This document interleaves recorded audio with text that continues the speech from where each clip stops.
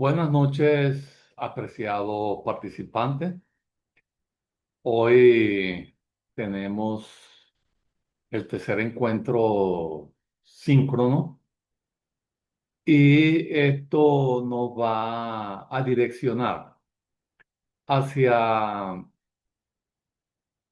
la gravitación sobre ejes relacionados con todos aquellos elementos que se desprenden de lo que es la teoría y teorías de que se desprenden de la teoría política.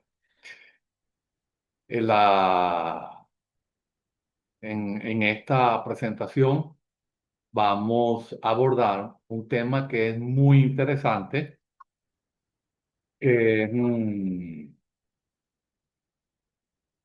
el presente y futuro de la política. Y lo subtitulé Identidad, politización e intelectualización, que son tres ejes que son vitales abordar, y más hoy en día que vamos remando hacia una nueva comprensión de lo político a nivel planetario.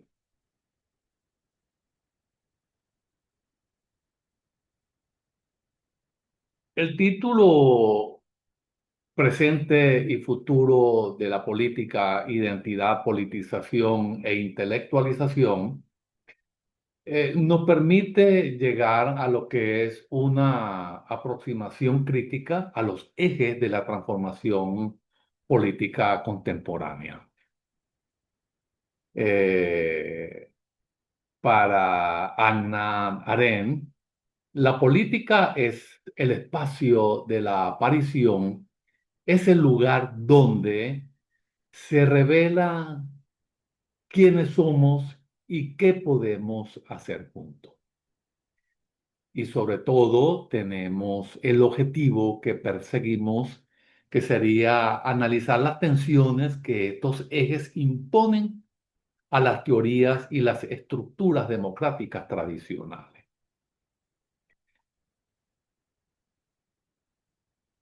Proponemos que el futuro de la política se juega en la compleja intersección de tres vectores: la centralidad de la identidad, la expansión de la politización y la exigencia de la intelectualización. Como señalaba, y es bueno traerlo a estos espacios, Arendt, la política es el lugar de la aparición y nuestro objetivo es analizar cómo la forma en que aparecemos y actuamos juntos está desafiando las teorías clásicas y generando una nueva estructura de la disputa. Para comenzar esta disección, centraremos en el primer vector y quizás es el más disruptivo, que es la identidad. Cuando ya nos estamos refiriendo, la política se funda en una dimensión agónica donde la construcción de un nosotros siempre implica la definición de un ello. Ese para Chantal fue. Ahora bien, la identidad ha transitado de ser un factor sociológico pasivo a un motor político activo.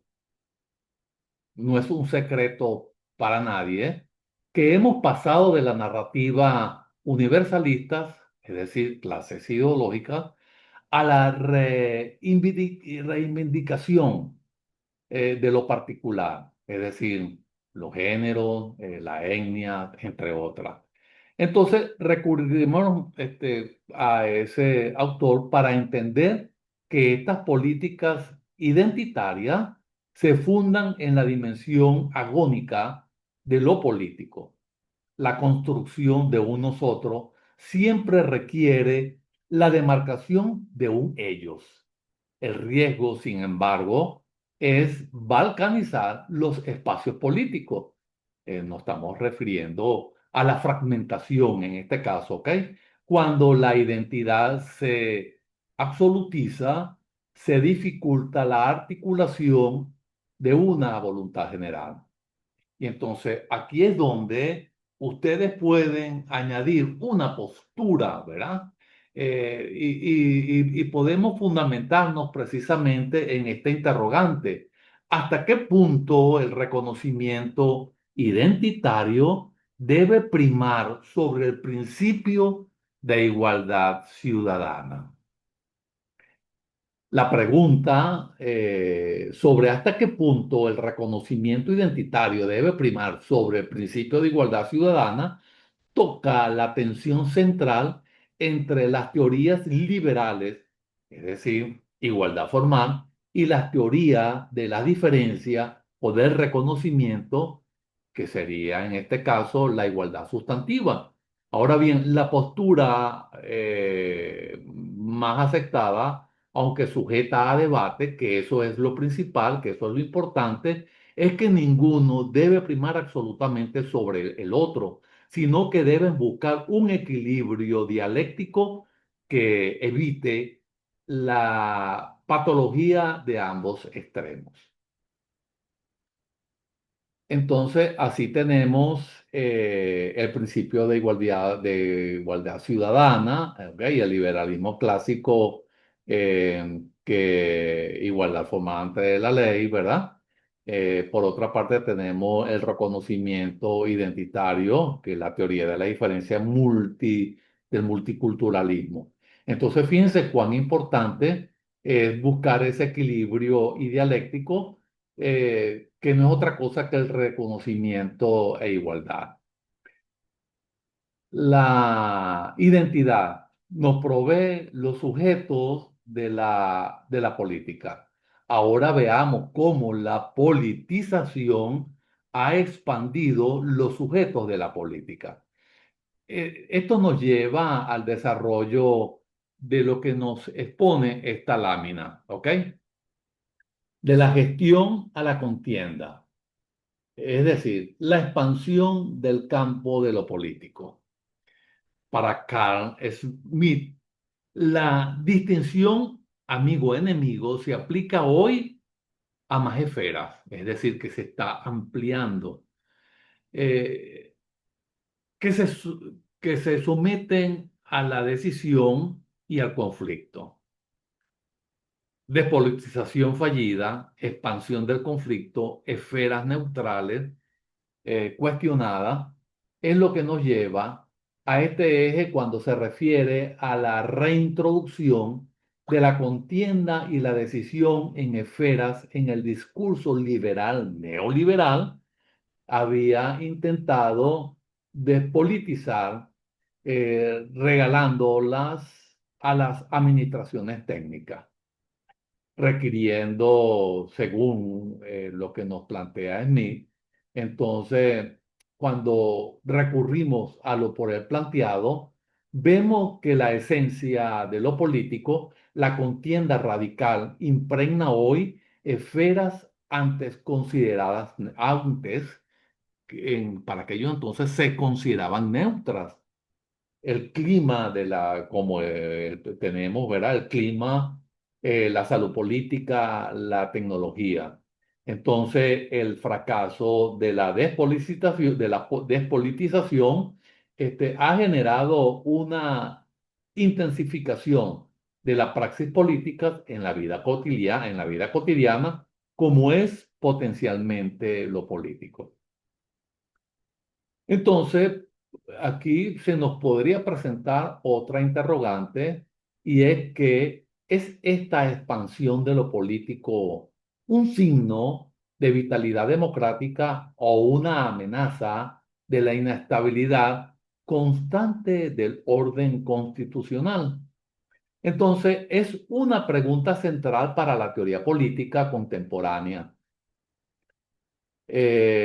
Cuando hacemos referencia a ella, es una pregunta muy interesante porque la expansión de lo político o politización es un signo ambivalente que revela una vitalidad democrática latente, pero que a su vez genera una amenaza real de inestabilidad constante para las formas institucionales preexistentes. Si seguimos en este tránsito, si la política se expande a todas las esferas, exige entonces una mayor sofisticación, me disculpan, que el manejo del discurso. Esto nos lleva al tercer eje, la intelectualización. Entonces, cuando hablamos de la intelectualización, eh, nosotros, eh, la política requiere una acción comunicativa libre de dominación. Pero la intelectualización puede derivar en la colonización del mundo, de la vida, por sistemas expertos.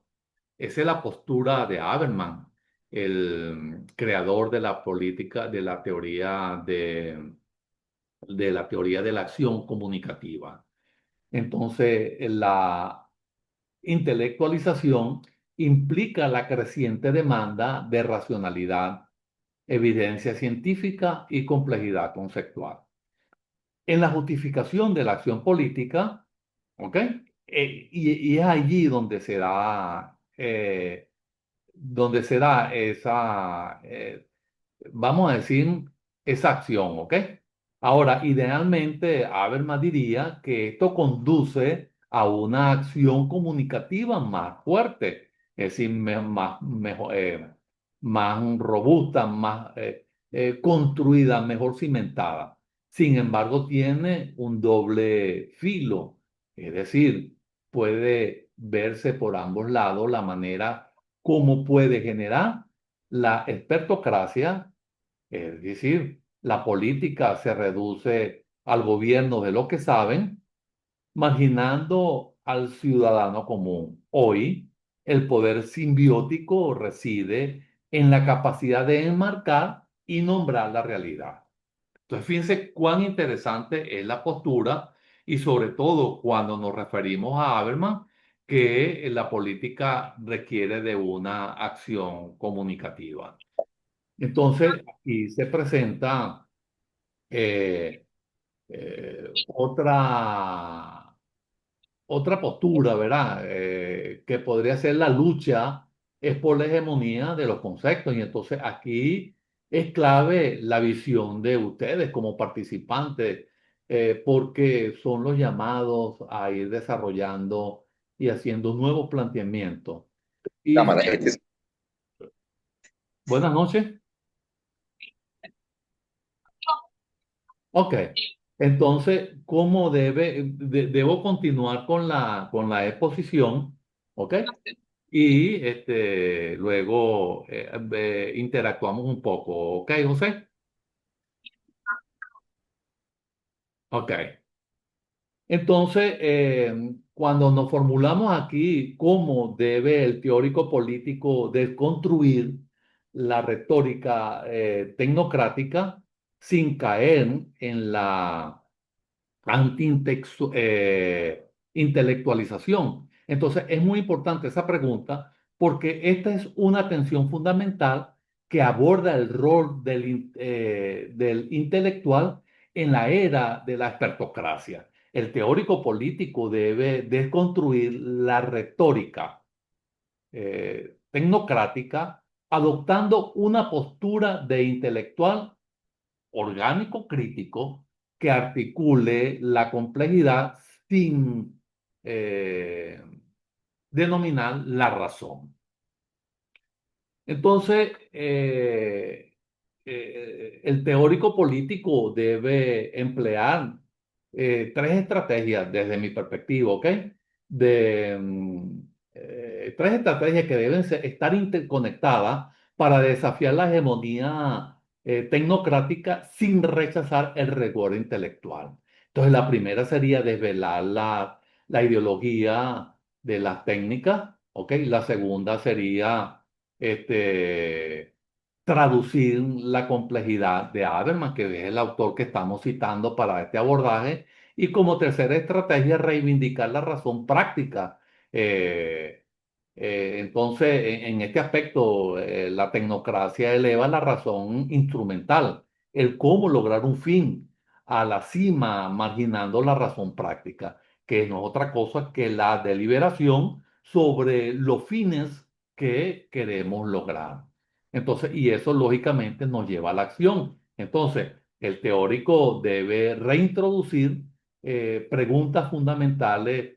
¿Es esto justo? Porque tenemos que formulárnoslo, porque no sabemos hasta dónde puede ser injusto. Entonces, en el centro de la discusión, en lugar de aceptar la pregunta tecnocrática, entonces podríamos formularnos esta interrogante. Entonces, ¿es esto eficiente? Es decir, tenemos dos preguntas muy interesantes, que si es justo y es eficiente. Entonces, se trata de devolver la pluralidad al juicio político, al espacio de la decisión. De esta manera, el teórico ejerce una crítica que es altamente intelectual, analizarla. Entonces, cuando caemos en esa parte de analiza, entonces no es otra cosa que analizar la estructura del conocimiento y a la vez profundamente democrática, que sería habilita la crítica ciudadana. Entonces, hemos analizado las fuerzas por separado. Ahora la clave está en ver la tensión que genera cuando colisionan en el campo de lo político-social. Entonces, ahí tenemos esa encrucijada de la política y la convergencia y el conflicto, ¿ok? Entonces, la política es un campo, y eso lo vimos y lo discutimos, José Eduardo, en la primera clase, no sé si lo recuerda, donde hablamos que la política es el campo donde se disputa el capital simbólico. La tensión se da entre la lógica efectiva y la lógica racional. Entonces, eh, el presente de la política, si lo queremos ver así, es esta tensión radical entre los tres ejes que venimos planteando, ejemplificada en fenómenos como el populismo posverdad. Para Bourdieu, nos recuerda que la política es un campo de lucha donde la disputa capital simbológico, ¿ok? Cuando hablamos de los símbolos, entonces es muy interesante porque eso es lo que intentamos transmitir, ¿verdad? Y en ese aspecto, Habermas en su teoría de la acción comunitaria lo aborda muy bien. Hoy esta lucha se polariza. Una política basada en la identidad opera en la lógica del afecto y la creencia, que no es otra cosa que el populismo, y choca frontalmente con la lógica de la intelectualización. Ahora bien, sabemos que esto opera con la evidencia y el dato, que es la expertocracia. El conflicto ya no es solo sobre política, sino sobre la definición misma de la realidad y la fuente de la autoridad legítima. Entonces, eh, podemos considerar, es posible mediar esta tensión afecto-razón o estamos condenados a la polarización permanente en el campo político. Es muy interesante esa pregunta, podemos reflexionar sobre ello, y sí conocemos esa respuesta. Este, y es que sí es posible mediar la tensión afecto-razón, pero ello requiere institucionalizar el conflicto, es decir, los afectos, ¿ok? Dentro de un marco de liberación que no es otra cosa que la razón, evitando que derive en antagonismo. No estamos condenados a la polarización, pero tampoco la mediación es automática. Es decir, que eso lo debemos buscar. Entonces, así llegamos finalmente. a implicaciones que tiene la encrucijada de la teoría política y la acción futura, ¿ok? Entonces, la política es la interrupción, es la partición de lo sensible. El momento en que aquello no tiene voz se hace visible. La política, como lo vimos entonces, es un campo donde se disputa el capital simbólico. Ahora bien, el futuro de la política será la gestión de esta complejidad aumentada. Tomamos a un autor que aborda esto desde el punto de vista, con un punto de vista, perdón, muy interesante, que es Raciere, para recordar que el futuro es la continua interrupción de la participación, ¿ok? De la participación y cuando hablamos de la partición de lo sensible, donde los nuevos sujetos de identidad buscan la visibilidad, buscan la politización. Entonces, el desafío teórico es proveer nuevos marcos normativos que integren la particularidad eh, identitaria.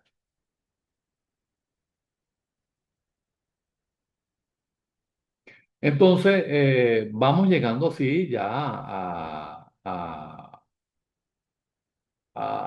al final del recorrido, ¿ok? Entonces, cuando vemos esto, eh, vamos a tomar una definición de la que la política es la interrupción de la participación de lo sostenible, el momento en que aquello que no tiene voz se hace visible. Eso es muy interesante. Entonces, y tenemos como desafío, no es otra cosa que el repensar la democracia, integrar la pluralidad, combatir la desinformación algorítmica. Y cuando hablamos de la desinformación algorítmica, estamos haciendo énfasis a la agora digital, que allí encontramos mucha información o tal vez también podemos considerar que se puede considerar desinformación. Entonces, la lucha por reconciliar lo particular con lo universal es muy interesante tenerlo. Entonces, la presentación que les di analizó la reconfiguración de la política contemporánea a través de los tres vectores de cambio que desafían las teorías y las estructuras democráticas tradicionales. Entonces vimos primero el eje de identidad, que sería lo particular y lo afectivo. Ese fue el punto central. La identidad se ha movido a ser un factor social pasivo a un motor político activo, desplazando las grandes narrativas de clase y de ideología. Entonces eso es muy interesante tenerlo presente. Y Mouffe, el fenómeno se entiende a través de la dimensión agonística de la política, donde la construcción de un nosotros, como lo dijimos en el desarrollo de la primera lámina, se basa en la demarcación de un ellos. Y así llegamos entonces también a lo que es la tensión que se genera entre la necesidad de reconocimiento de lo particular y el principio de la igualdad ciudadana, que es la universalidad, con el riesgo de la fragmentación. ¿Ok? Entonces, y el segundo eje, que fue la politización, el punto central fue referido a la expansión de lo político. Entonces, así, poco a poco llegamos al tercer eje, en el recorrido que se hizo, y llegamos a lo que fue el eje de la intelectualización, ¿ok? Que es la razón y el discurso. Entonces, el punto central es la creciente demanda de la racionalidad y la evidencia y la complejidad conceptual en el debate político. Bueno, hasta aquí llega mi presentación y estoy completamente complacido porque el señor José Eduardo Martínez, el abogado José Eduardo Martínez, nos está acompañando nuevamente en este espacio, ¿no? Entonces le doy la bienvenida. Buenas noches, ¿cómo está? Buenas noches, profesor. Un gusto escuchar su disertación. Entré un poco tarde y entonces estoy tratando de alinearme pues con con lo que viene manejando ahí en la temática. No, y es que también tuvimos aquí problemas de energización eléctrica. Yo dije, oye, probablemente no podamos tener la interacción hoy con ustedes. Sin embargo, gracias a Dios se solucionó la cuestión, pero quedó el problema de la velocidad del internet porque cuando se va la luz a nosotros nos afecta de donde viene la señal, me imagino, ¿no? Porque no hay otra explicación, ¿ok? Una pregunta, bueno, ya que hemos finalizado, de todas formas, yo les voy a subir la presentación. Eh, ¿cómo va el desarrollo del artículo de revisión? Bueno, yo tengo la línea abierta, doctor. En el Ajá. caso mío, vamos desarrollándolo según la recomendación que usted en el manual, al cual yo le escritura en línea para que todos los compañeros que quieran comentar y seguir la temática. Vamos a desarrollar progresivamente y sustanciando con la investigación y con la ponencia que te va dando también. Bueno, no dejen para última hora esta actividad porque ella requiere de mucha investigación, ¿ok? Y Correcto. sí, entonces porque tenemos que hacer una revisión de las distintas posturas que hay, bueno, que la adecuan eh, a, a su comprensión, ¿no? E inclusive, Bien, eso es todo bien, eso es todo bien. inclusive si quieren hacer una investigación a futuro, eso puede formar parte inclusive de, de, de, del marco teórico, ¿ok? Entonces, Correcto, profesor. Se empieza a seguir esa línea de investigación para desarrollarla más adelante y eso va a formar parte del estudio teórico. es correcto, entonces pueden tomarlo en consideración y de una vez, bueno, ya van. Lo que pasa es que muchas veces conseguir información se dificulta, ¿no? Pero es bueno tomarlo en consideración. Bueno, aquí tenemos también a Osmel. ¿Cómo está Osmel? ¿Me oye? Sí, Te oigo entrecortado, lo Osmel. escucho, está aquí conmigo, él está aquí conmigo. Sí, es que el problema es, Hablado. Sí, le escucho. aquí también te escucho, pero muy, muy interrumpido, ¿no? Y entonces, y tú, Omel, ¿cómo va con el desarrollo de la tercera actividad? Sí, bueno, vamos hablando sobre la marcha también. O sea, el material de apoyo pues, nos está proporcionando aquí en la clase. Claro, la señal aquí también nos está afectando. Pues. No sé si se va allá o aquí. El audio es un poco retardado. Tiene ese problema también. Estamos Sí, aquí, así que por eso yo apago la cámara para darle mayor velocidad al audio, ¿no? Porque la imagen, cónchale, eso sí, sí disminuye la velocidad. Bueno, yo lo que quiero es que ya prácticamente estamos finalizando el recorrido, ¿no? Y la verdad es que yo estoy muy conforme con el desempeño de ustedes. Y esta tercera actividad, sí me gustaría que profundicen un poco en la investigación y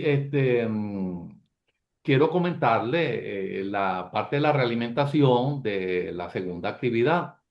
Y es que tendemos a no soportar la opinión con autores, ¿ok? Y tenemos que tener para esta actividad, lógicamente, el soporte de los autores.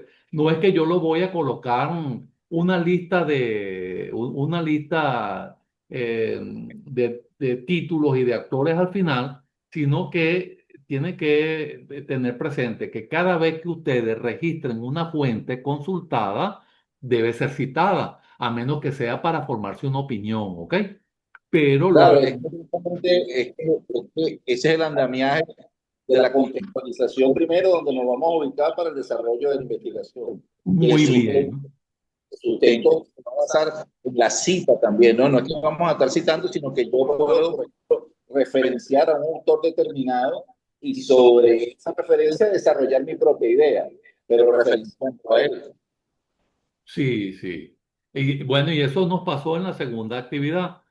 Muchos tienen, desarrollaron muy buen ensayo, pero le faltó los fundamentos, ¿no? Y entonces tenemos que leer la rúbrica, porque la rúbrica es la que nos da los criterios y la métrica de medición, ¿verdad? Entonces, Correcto. correcto, ¿verdad? Entonces tenemos que tomarla en consideración porque ella sí realmente nos va a ayudar a llegar a ese objetivo que nosotros realmente queremos alcanzar, bueno, que es un buen desempeño, ¿no? Entonces, espero que los muchachos cuando oigan que vamos a subir esta presentación, tomen en consideración lo que estamos hablando, ¿no?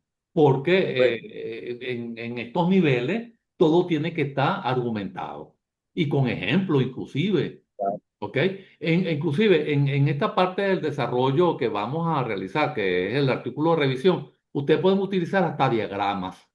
Ahí eso es permitido y es aceptado y nos ayuda mucho a comprender parte de los fundamentos que estamos analizando, ¿no? O revisando, perdón. Sí, bueno, sí, analizando y revisando. Entonces podemos utilizar inclusive diagramas que nos ayuden a mostrar la revisión que nosotros estamos haciendo. Correcto. Entonces, bueno, ya me está alertando Zoom que estamos llegando al final del recorrido y, y y espero pues que tengamos tengamos la oportunidad de revisar, eh, y